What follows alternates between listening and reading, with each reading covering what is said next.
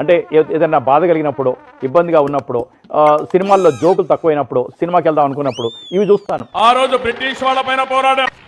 నన్ను చూసే శంకర్ గారు తమిళ్లో ఒకే ఒక్కడు ఒక పిక్చర్ తీశారు, తమిళ్లో తీసి తెలుగులో డబ్బింగ్ చేసి.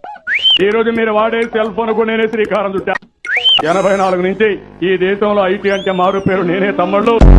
ఆ రోజున ఎవరేం మాట్లాడారు, 30 ఇయర్స్ ఇండస్ట్రీ ఏం మాట్లాడింది, ఒక గంట చూసుకుంటే ఓ సినిమా చూసిన ఆనందం కలుగుద్ది. మొత్తం అమరావతికి మొత్తం ఏ ఇంటికి కావాలన్నా ఏసీ కూడా, కరెంట్ మరిగా, గ్యాస్ మరిగా, ఏసీ కూడా సరఫరా చేసే పరిస్థితి రావాలని చెప్పి ఆదేశాలు ఇచ్చారు. నా గురం చేను కూడా తొండ తెచ్చేసి గోడ మీద బెళ్ళక పంపుతుంది. రాయలసీమలో, సీమాంధ్రలో బుల్లెట్ ట్రైన్ కూడా పెట్టిస్తాం. మన పిల్లలు ఒలింపిక్ గేమ్స్ లో కూడా గెలవాలి.